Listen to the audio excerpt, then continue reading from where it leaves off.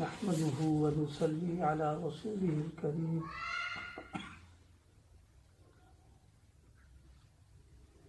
رب اشرح لي صدري ويسر لي أمري واحلل عقدة من لساني يفقهوا قولي أما بعد قال النبي صلى الله عليه وسلم اللهم إني أعوذ بك من كل عمل يخزيني أو كما قال عليه الصلاة والسلام۔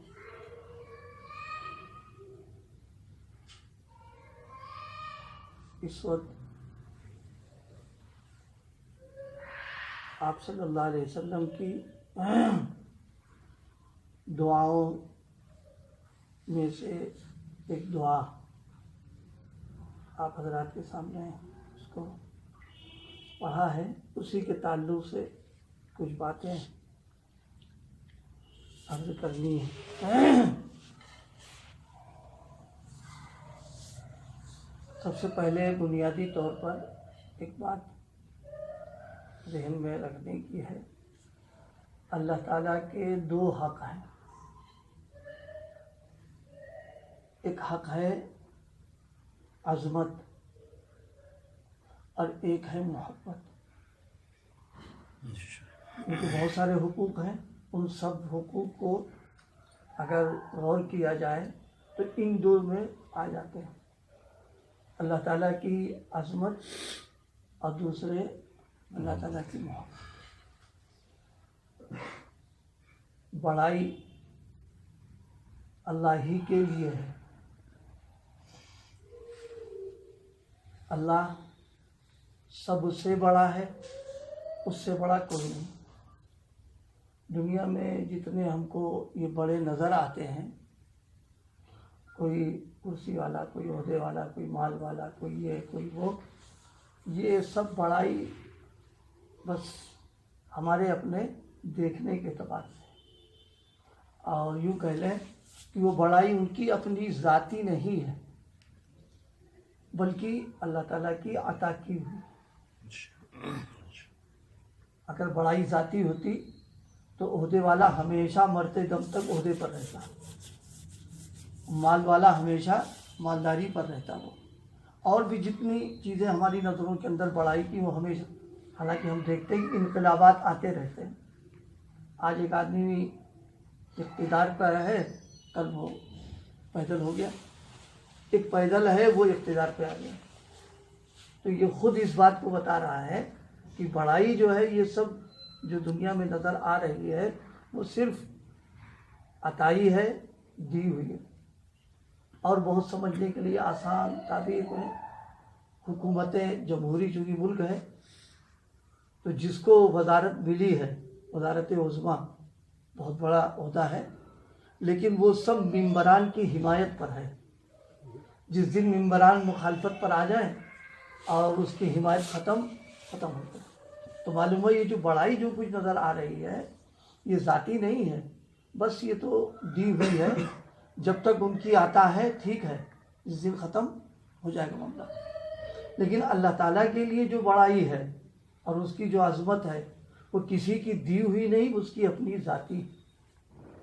اس لیے بعض روایات میں ہے بھی کہ اگر زمین اور آسمان اور اس کو آباد کرنے والے جتنی بھی ہیں سب بغاوت پر آ جائیں تو خدا کی خدائی میں کوئی کمی نہیں پیدا ہوتی۔ اس کا مطلب کمی نہ ہونے کا بڑائی ذاتی ہے ان کی، اس میں کوئی فرق نہیں پڑ رہا۔ قرآن مجید نے ایک موقع پر اس مضمون کو بیان کیا ہے، قیامت کا جب دن ہوگا تو باری تعالیٰ اعلان فرمائیں گے لمن الملک اليوم، آج بتاؤ کس کے لیے حکومت ہے، بادشاہت ہے، کس کے لیے؟ پھر خود ہی ارشاد فرمائیں گے للہ الواحد القہار۔ تو معلوم یہ ہوا کہ عظمت جو ہے وہ اللہ تعالیٰ کے لیے، یہ اس کا حق۔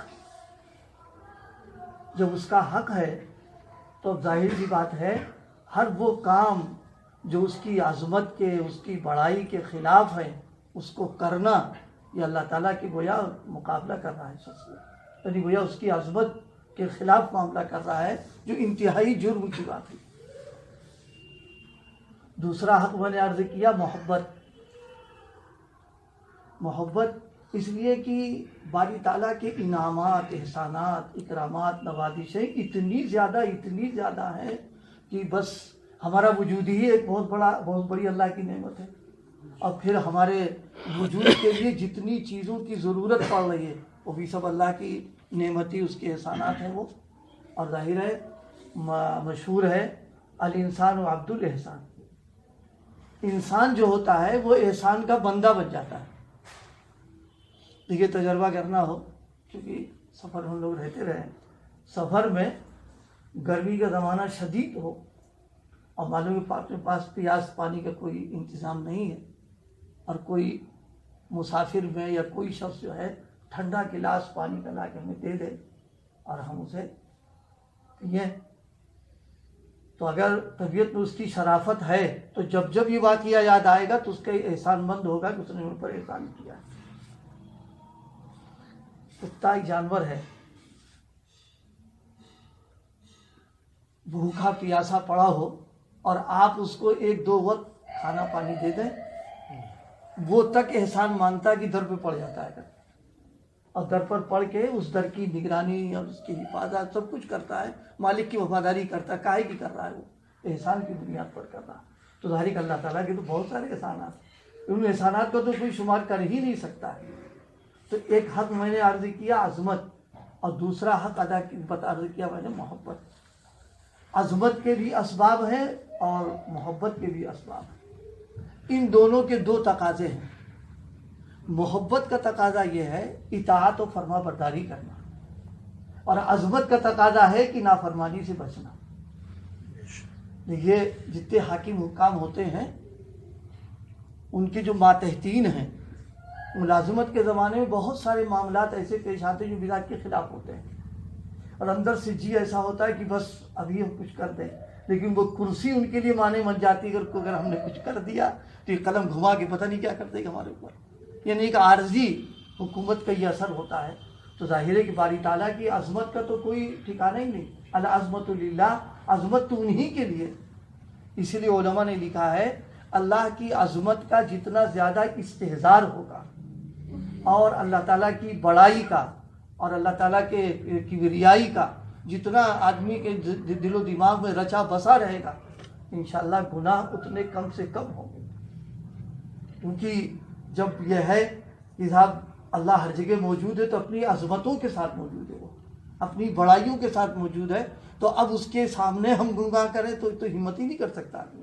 ایک حاکم کے سامنے نہیں کر پاتا ہے تو اللہ کے سامنے کیسے کرے گا؟ تو عظمت کا استحضار ہونا یہ گناہوں سے روکنے کی ایک بنیادی چیز بتائی گئی انسان کے لیے.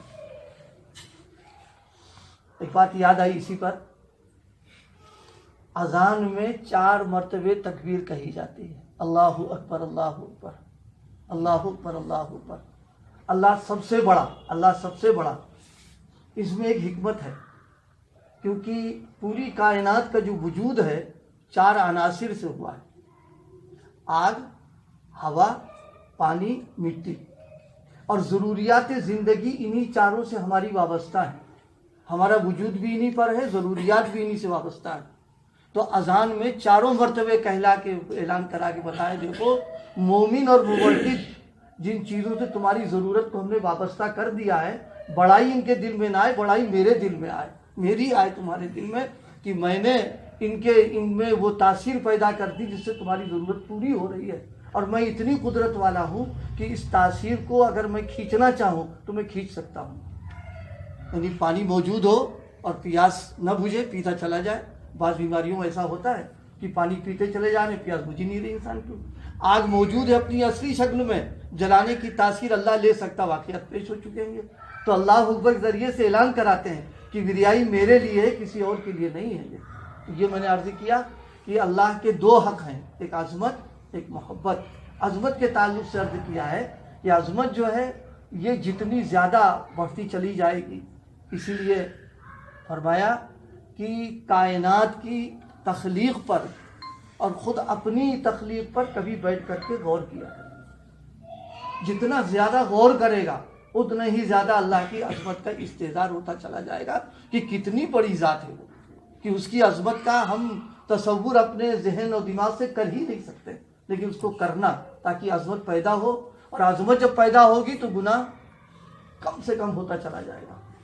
اور دیکھیے ایک بات یہ بھی ہے، بشری تقاضے کی بنیاد پر اگر گناہ ہو گیا تو وہ عظمت جو ہے وہ مجبور کر دے گی اس بات کے اوپر کہ بغیر توبہ تلافی کے بیٹھو نا، ورنہ تو شکنجہ اگر کس دیا تو ہمارے کیا ہو جائے گا۔ دوسری چیز فرمایا ہے کہ دوسرا حق ہے محبت۔ محبت کا تقاضا ہے اطاعت کرنا۔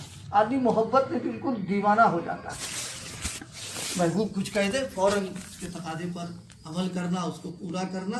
دنیا کی چیزوں میں ہم لوگ دیکھا کرتے ہیں، اس لیے فرمایا کہ اللہ تعالیٰ کی محبت کا طریقہ اس کی نعمتوں کو، اس کے احسانات کو سوچنا، کتنا ہم کو دے رہا ہے، کیا کیا ان چیزوں سے ہم کو نواز رہا ہے، اور کیا کیا چیزیں ہم کو مل رہی ہیں، اور اس کے ساتھ یہ کہ ہمارا حق نہیں ہے۔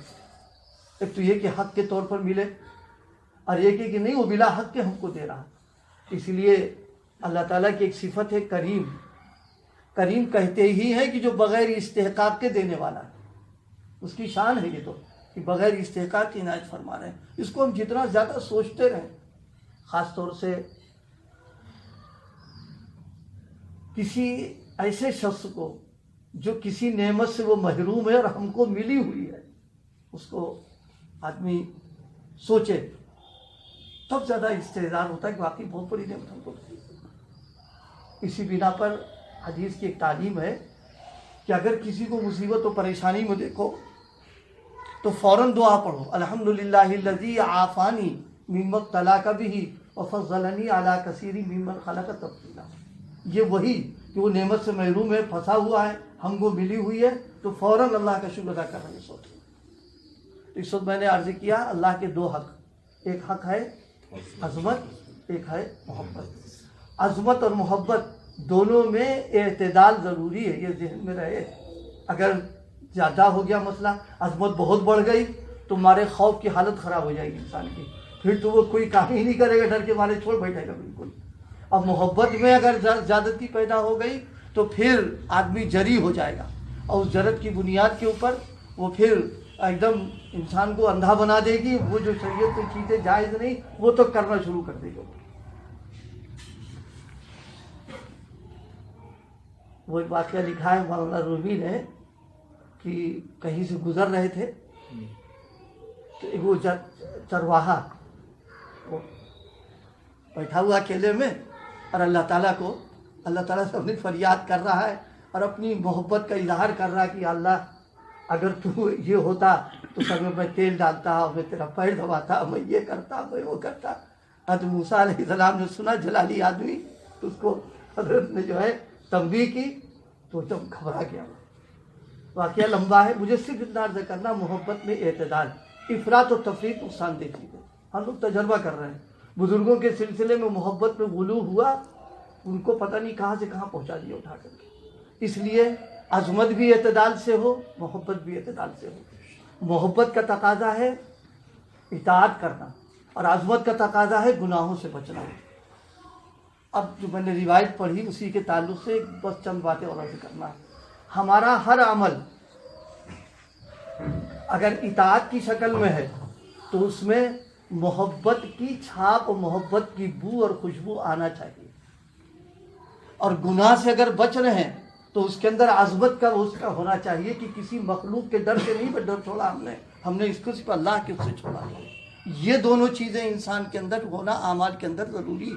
ہر طاعت کے اندر محبت، شوق، ذوق، عشق اس کے جو ہے ٹپک رہا ہو کہ اللہ تعالیٰ کی محبت میں سارے کام ہم کرتے جا رہے ہیں، اور گناہ میں ہمیشہ یہ رہے کہ اس ذات کے ساتھ گناہ کر رہے ہیں، سب کام جو ہمارے سامنے موجود ہے، جتنا ہوگا اس گناہ سے بچنے میں وہ چیز محسوس ہوتی رہے گی۔ یہ دونوں چیزوں کا ہونا، اسی لیے حضرت نبی کریم صلی اللہ علیہ وسلم نے یہ دعا مانگی، اللہم انی اعوذ بک من کل عمل یخزینی۔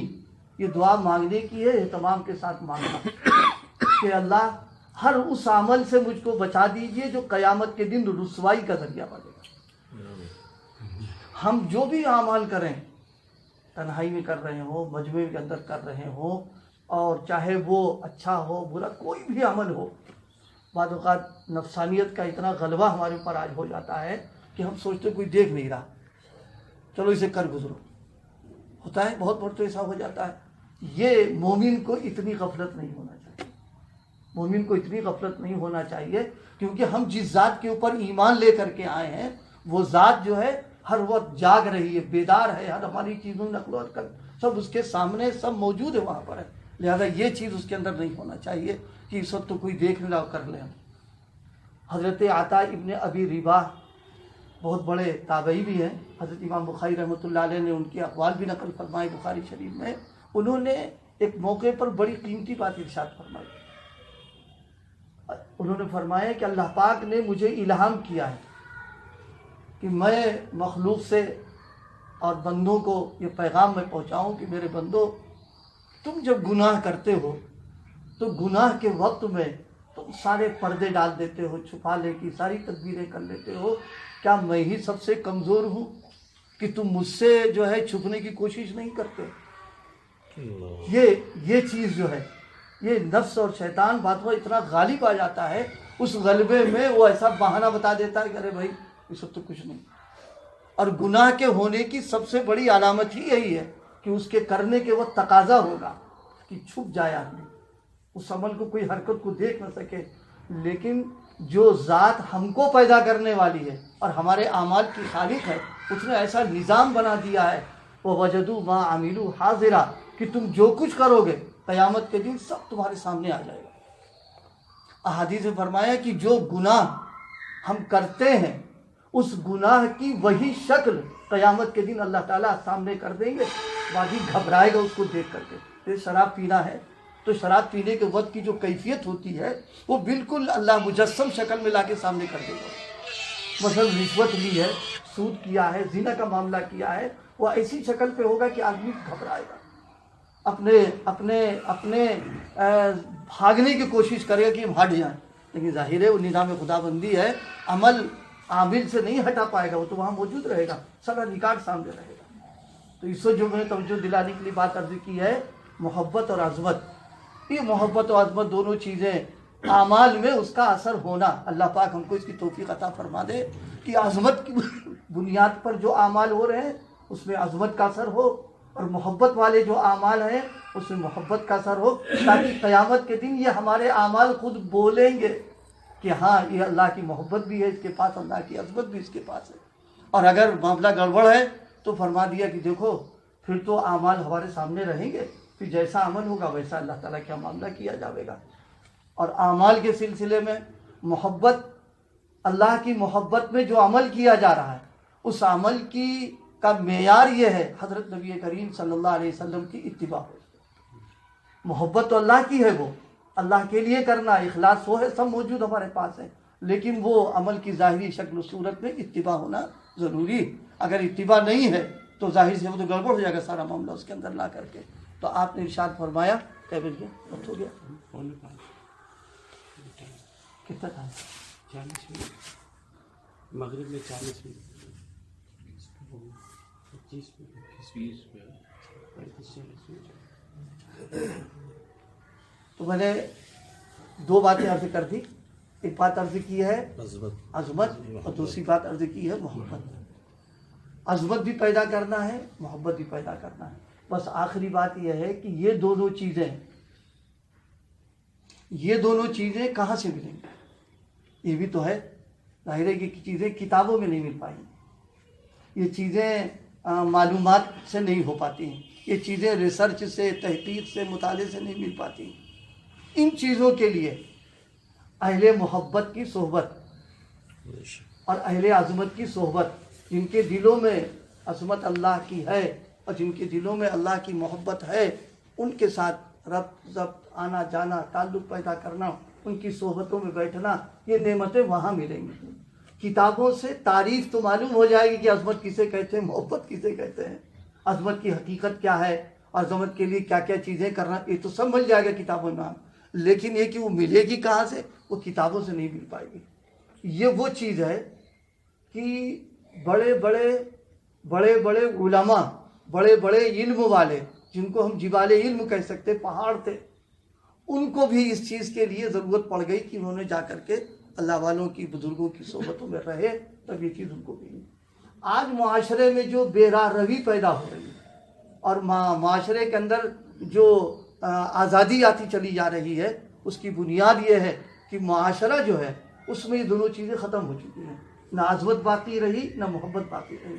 اگر یہ چیزیں رہیں تو جس کے پاس یہ چیزیں جس کے بقدر رہیں گی، اللہ پاک اسی کے بقدر اس کے ساتھ اعمال کی توفیق عطا فرماتا رہے گا اور گناہوں سے بچنے کی توفیق عطا فرما رہا ہے۔ اور اگر دونوں ہی سے خالی ہو جائے آدمی، بہت سارے واقعات ہیں، بہت روایات میں تذکرہ کیا امام بخاری رحمۃ اللہ علیہ نے، ہے بہت مختصر سا سے وضع کریں، ایک واقعہ نقل کیا ہے اور وہ روایت حدیث غار کے نام سے مشہور ہے۔ 3 لوگ تھے جو باہر جنگل میں تھے، بارش شروع ہو گئی اور بارش اس تیزی کے ساتھ اس انداز کی تھی کہ پناہ کی کوئی شکل بچنے کی آ نہیں رہی تھی، تو ان کو ایک غار نظر آیا تو اسی میں وہ چلے گئے۔ اتفاقی بات یہ ہے کہ اوپر سے پتھر ایک آیا اور اس نے بند کر دیا غار کو۔ یہ میں صرف عظمت کی بات پر صرف ایک جز سناؤں گا، پورا لمبا تفصیل ہے۔ ان تینوں نے آپس سے مشورہ کیا کہ بھئی یہ تو ایسا وقت آ گیا، نہ روشنی آ رہی ہے نہ ہوا آ رہی ہے، دم گھٹ رہا اندر سے ہے، اور ظاہر کی موت ہے سامنے، کیونکہ غار میں اتنا جگہ پہ تو انہیں لے بھی نہیں سکتا، نہیں بیٹھنے کی جگہ تھی تو اس پہ۔ تو ان تینوں نے یہ مشورہ کیا کہ دیکھو ایسا کرو کہ ہم تینوں لوگ اپنی زندگی میں جو اعمال کیے ہیں اس کا جائزہ لے لیں، اور اس میں سب سے وہ عمل جو خالص اللہ کے لیے کیا ہو اس عمل کا واسطہ دے کر دعا مانگی۔ اب تینوں نے اپنے اپنے پر غور کیا، ظاہر ہے ہر آدمی اپنے عمل کو جانتا ہے کہ ہم نے کیا کیا کیا نہیں کیا ہم نے۔ اس میں ایک شخص تھا نوجوان، جوانی کا زمانہ تھا، اس نے دعا مانگی۔ اس کی زندگی کا عمل وہ میں ذکر کرنا چاہ رہا ہوں کہ عظمت جتنی زیادہ ہوگی گناہ سے بچنا اتنا ہی آسان ہوگا۔ اگر غفلتوں کے پردے بھی پڑ گئے اور کسی نے یاد دہانی کرا دی تو بھی بچ جائے گا آدمی سے۔ اس کا واقعہ پیش آیا کہ اپنی وہ ایک عزیز خاتون عزیزہ تھی، ان پر یہ فریفتہ تھا۔ اب ظاہر ہے کہ فریفتگی کے بعد جو انجام ہوتا وہ ہونے والا تھا، وہ اس کی خواہش تھی کہ پوری ہو جائے وہ۔ تو اس خاتون نے کچھ رقم کا مطالبہ کیا، اتنی رقم لاؤ ہم تم کو تمہاری خواہش پوری کر دیں گے۔ اس کے اس وقت حالات نہیں تھے، کیا شکل تھی، بہرحال ایک وقت ایسا آیا کہ اس نے حسب منشا وہ رقم فراہم کر لی، اور فراہم کرنے کے بعد وہ رقم اس کو جا کے دی اور خواہش پورا کرنے کے گویا سارے اسباب مہیا ہو گئے۔ لیکن اس لڑکی کے دل میں اللہ کی عظمت تھی اور اللہ کا خوف موجود تھا۔ اس کے منہ سے فوراً نکل گیا اتق اللہ، ارے اللہ سے ڈرو، خوف کرو، کیا کر رہے ہو تم، سیل مہر کو توڑ رہے ہو تم، بچو اللہ سے۔ بس یہ کہنا تھا کہ اس کی حالت ایک دم غیر ہو گئی، وہ ہٹ گیا فوراً، اور ہٹنے کے بعد وہ رقم اس کو دے دی۔ اللہ پاک نے صرف اتق اللہ کے جملے میں نہ معلوم کیا درد تھا، کیا اثر تھا، قبولیت کی کون سی گھڑی تھی کہ اس گناہ سے بچ گیا فوراً۔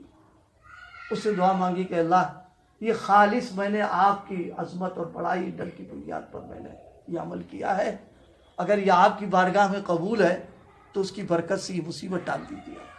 چنانچہ اس کی برکت سے اس حدیث سے ایک نتیجہ جو اخذ ہو رہا ہے وہ یہ، اللہ کے لیے گناہ اگر چھوڑے گا اس کی عظمت کی بنیاد پر اللہ اس کو مستجاب الدعوات بنائیں گے، کیونکہ اگر مستجاب الدعوات نہ ہوتا تو دعا قبول نہ کی جاتی یہاں پر۔ تو یہ کتنی ایک قیمتی چیز ہے، عظمت بھی ہو محبت بھی ہو۔ عظمت اور محبت جب ہوگی تو عظمت والے بھی کام کریں گے، محبت والے بھی کام کریں گے، تو اعمال قیامت کے دن رسوائی کا ذریعہ نہیں بنیں گے ہمارے۔ لیکن اگر یہ دونوں چیزیں ہمارے پاس نہیں ہیں تو ظاہر سی بات ہے خالی وعظ و تقریر و بیان ثواب تو مل ہی جاتا، بھائی سننے سنانے کے تو اپنی جگہ پر ہے، لیکن ظاہر سی بات مریض اگر کمزور ہے اور ڈاکٹر تقریر کر دے تو اس کی کمزوری تقریر سے نہیں جائے گی، اس کی کمزوری کے لیے غذا لینا پڑے گی۔ اسی طریقے سے بھائی توجہ دلانے کے لیے عرض کیا ہے، اللہ پاک مجھے بھی نعمت نصیب فرمائے، آپ کو بھی نعمت نصیب فرمائے اللہ کی عظمت اور بڑائی۔ عظمت کے لیے میں نے بتایا کائنات پر غور کرنا، कैसे बनाया, किस तरह बनाया, कैसा बना रखा है और तने तनहा बनाया, कितनी बड़ाई वाला वो।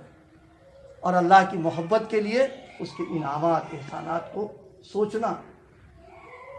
बाज़ अकाबिर ने लिखा है कि सिर्फ 24 घंटे में 10 मिनट वक्त निकाल ले आदमी और ये काम करना शुरू कर।